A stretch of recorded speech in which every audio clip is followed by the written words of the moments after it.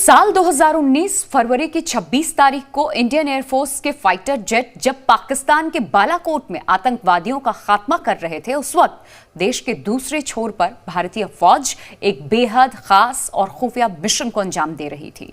भारत और म्यांमार फौज के जॉइंट ऑपरेशन में भारत म्यांमार बॉर्डर पर चीन की शह वाले आतंकी संगठन पर सर्जिकल स्ट्राइक की गई थी। जनरल बिपिन रावत के नेतृत्व में हुई ये तीसरी सर्जिकल स्ट्राइक आपको याद दिला दे, जिसने चीन का चैन छीन लिया था, वो किया गया था इनकी नेतृत्व में ही। और अब इस रिपोर्ट को देखिए।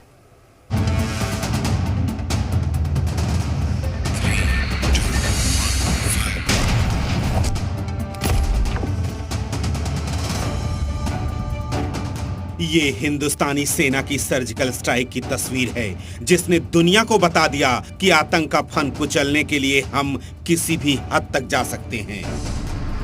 ये पड़ोसी देश म्यांमार में घुसकर की गई सर्जिकल स्ट्राइक को अंजाम देने की वो रोमांचक कहानी है जिसने चीन तक की नींद उड़ा दी। म्यांमार की सीमा में बनाए गए उन आतंकी कैंपों को तहस नहस करने के लिए ये सर्जिकल स्ट्राइक की गई थी, जो हिंदुस्तान में घुसकर बड़ी वारदात को अंजाम देने की साजिश कर रहे थे। इसकी भनक लगते ही जनरल बिपिन रावत ने सर्जिकल स्ट्राइक का प्लान किया और म्यांमार की सेना को भरोसे में लेकर ज्वाइंट ऑपरेशन किया। सर्जिकल स्ट्राइक अराकान आर्मी के आतंकियों पर हुई, जो म्यांमार का उग्रवादी संगठन है, जिसे चीन की भी शह है। भारत के उत्तर पूर्वी राज्य मिजोरम की सीमा के पार म्यांमार के घने जंगलों में अराकान आर्मी के सीक्रेट आतंकी कैंप थे और वो हिंदुस्तान में आतंकी वारदातों को अंजाम देने की फिराक में थे।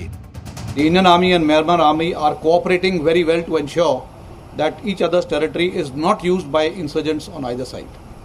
I think let's not talk about numbers, but yes, let us say it is a success and it's a continuing process. Modi सरकार में अंजाम दी गई ये तीसरी सर्जिकल स्ट्राइक थी। जनरल बिपिन रावत की देखरेख में 2 महीने की सीक्रेट तैयारी के बाद इसे अंजाम दिया गया। आपको आज अंदाजा हो जाएगा कि हिंदुस्तान की फौज अब कितनी बड़ी प्लानिंग के साथ बेहद बड़े ऑपरेशन में कामयाबी हासिल कर रही है।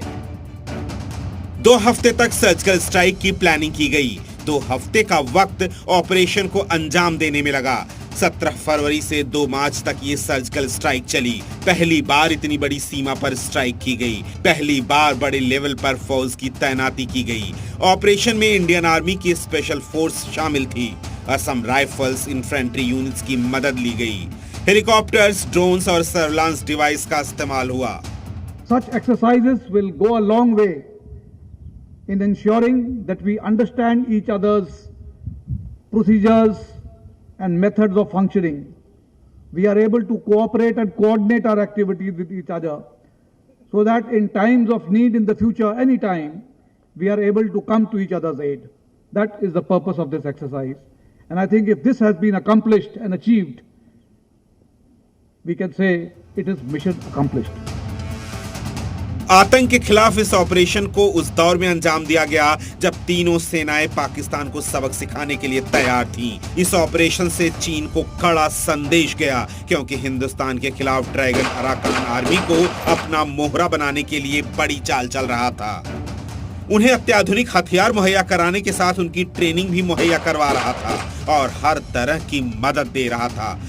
हिंदुस्तान की उत्तर पूर्वी सीमा पर सिर उठा रही इस चीनी साजिश का खात्मा जनरल बिपिन रावत ने बेहद सूझबूझ से किया था।